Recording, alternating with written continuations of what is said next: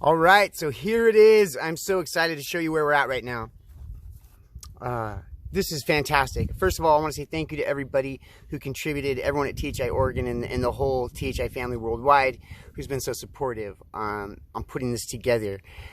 Over the last 4 months here at THI Oregon, we've been compiling a list of superstars. Okay, I have a dream team.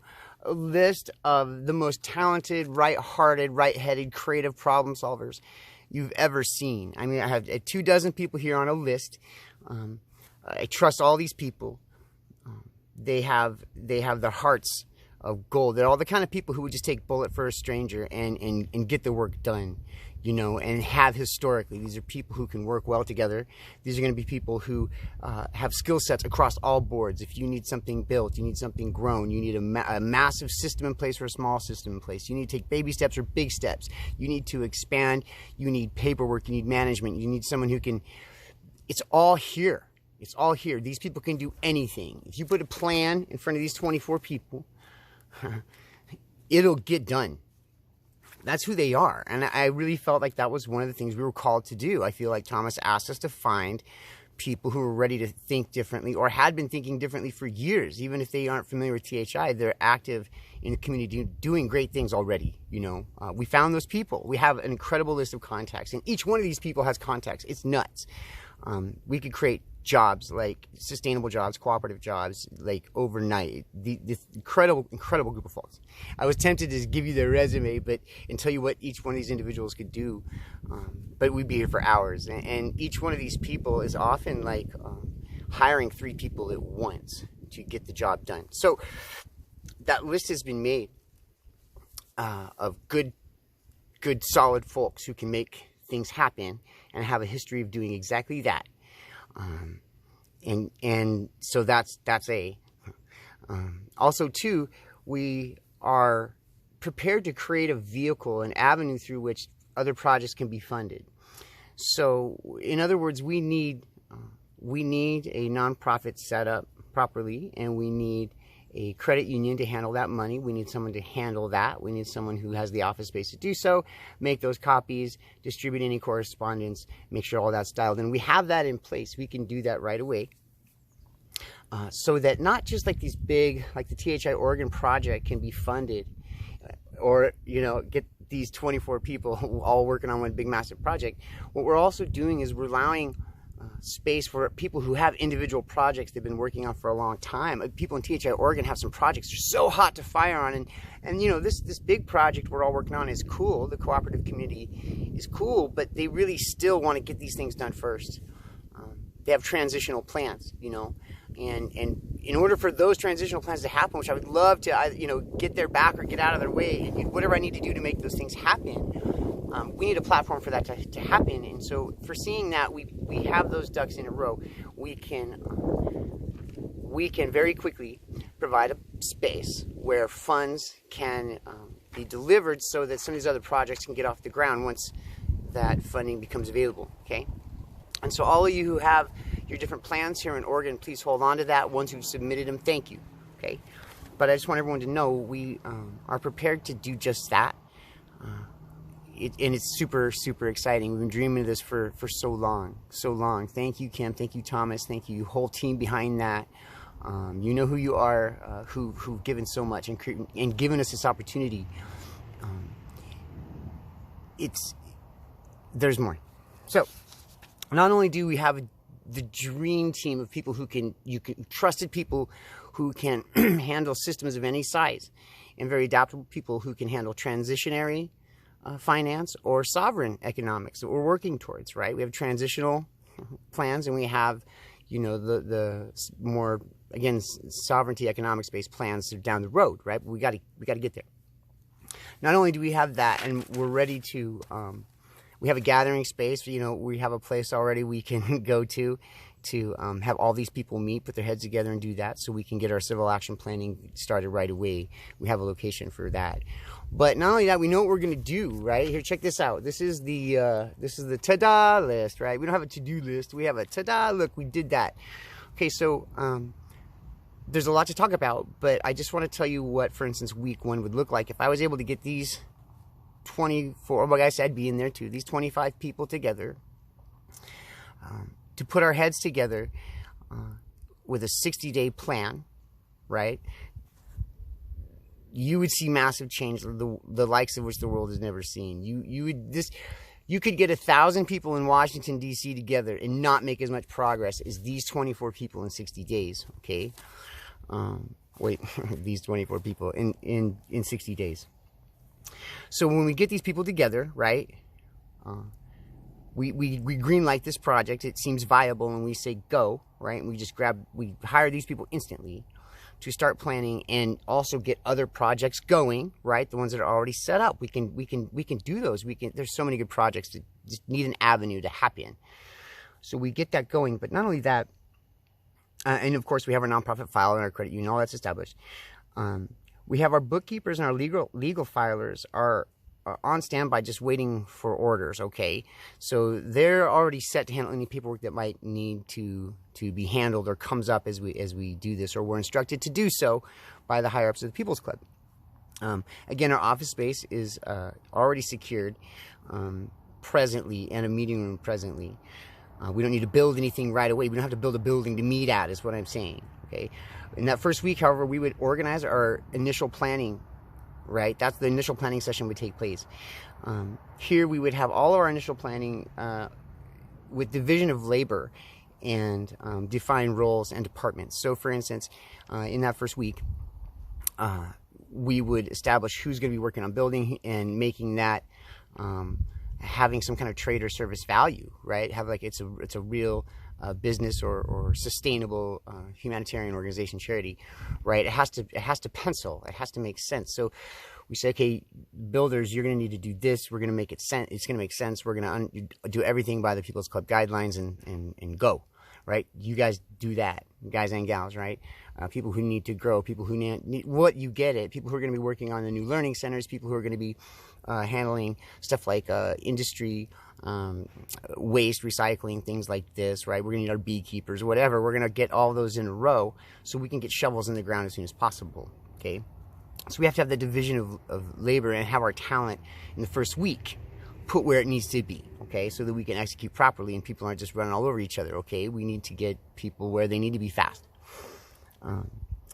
All members are briefed, by the way, and committed to the service-based cooperative THI and TPC business ethics and structure guidelines. So in that first week, everybody, even if they're not from THI, needs to understand what we're doing. That happens week one. Folks, we want to give folks also too their first of their checks at this time, and this is where we talk about the money involved, right? So we want to hire these 24 people. Or say 25, say I'm in this too, right? I want to be part of this planning commission, this council. Let's say we give all those people $4,000 a month for 2 months, okay? So that would be in 60 days, right? With 25 people at $4,000 a month to be the first hirees of the People's Club to get all this rolling, right? That would be a total of $200,000. And in that 60 days, that would be the best $200,000 I've ever seen spent, and it would also be all we need. We don't even need to build a building to set up the financial vehicle to fund other people's projects, okay? There has to be that groundwork. So that would be when you give those people their checks, right? You say, you showed up, you pay those folks, and they start work. They just blah, like we just get that done. We create the vehicle and we get them committed, right? So they can feed their families or put in their notice at their other jobs, whatever they got to do. Or maybe they just want to do this for 2 months and see how it, and see if their heart fits in it. But at least we've committed them to that 2 months. We need that time.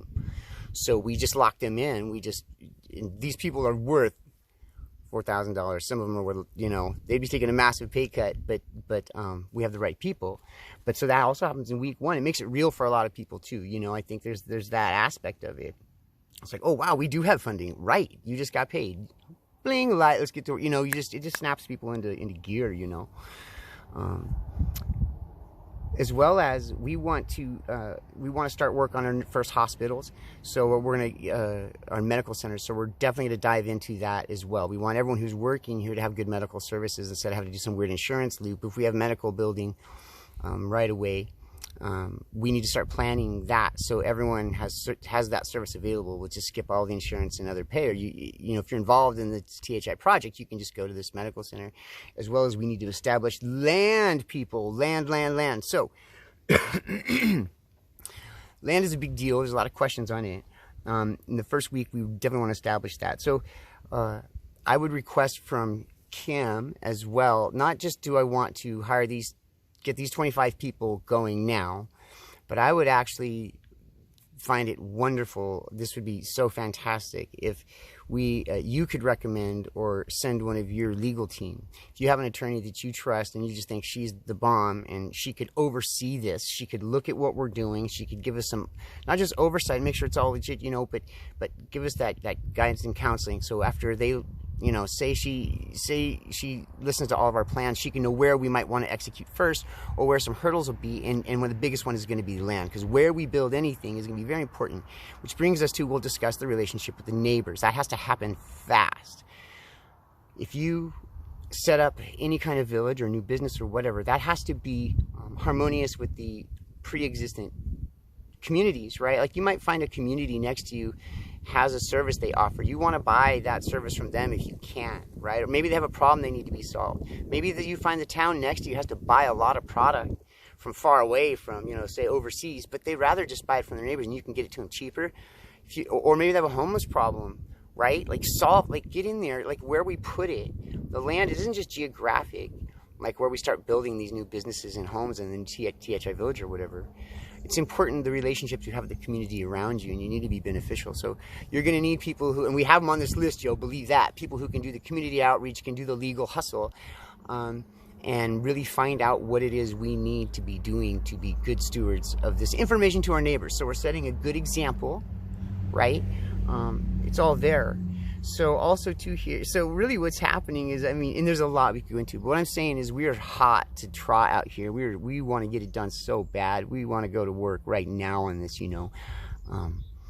And we just had to have our ducks to a certain point, you know, and there's a lot of other plans we have. I'm not showing you, it's all compiling. But I wanted to show you at least how we have some of it organized and how we, are truly feeling passionate about this, you know, and our dream would be, you know, I just would dream of this. I would love to get a phone call that was like, yo, Z, check it. Justin, would you please file your nonprofit paperwork under this name, make sure that's correct. Please set up your account with the established credit union. And please, here's $200,000 to hire the best new world sovereign, beautiful, creative team of good folks. Hire these people and start work. You have 60 days to impress us. It's test time. If we can take that $200,000 and we can take 60 days and set up everything we need to deliver funding to Oregon and start new projects, right?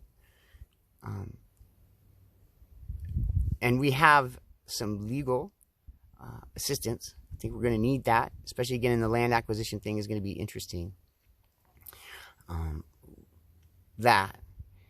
there's a third thing that I would love to have happen all at once, to just see this dream really come true so we can just get up and start working, you know. Third thing I would love to see is I would love to have Kim and Thomas promise that sooner rather than later, that somewhere within this 60-day time frame where we set up the Civil Action Council and we go for it,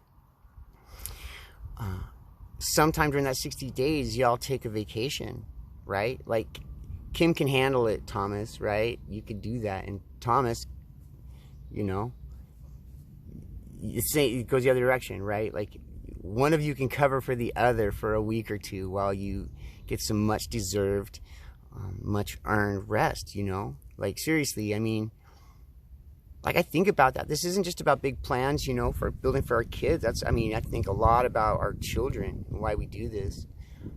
But I also think a lot about just the people, you know, I think of a day when Thomas can just go have a nice date with a lady and go to a concert just like a normal guy, you know. Like, that matters to me. I wanna go dancing with these people. I want to hug these people in real life. You know, I want my children to see real change. You know, I don't want them to grow up in the world I grew up in, and it's not going to happen if we don't do anything. You know, it can be daunting, but it's exciting. You know, it's scary. Like, if you rub a lamp and a genie comes out and says, "What's your wish?" Yo, you better be ready to answer that correctly. You know, so there's a lot of soul searching, a lot of inner stuff that's happening right now. But I'm so excited. It's insane. I feel like we have a solid group of people who are ready to solve problems. And this list of people here, it just makes me redundant. Like, if you put a plan in front of these 24 people, then you don't even need me, you know? They've got it.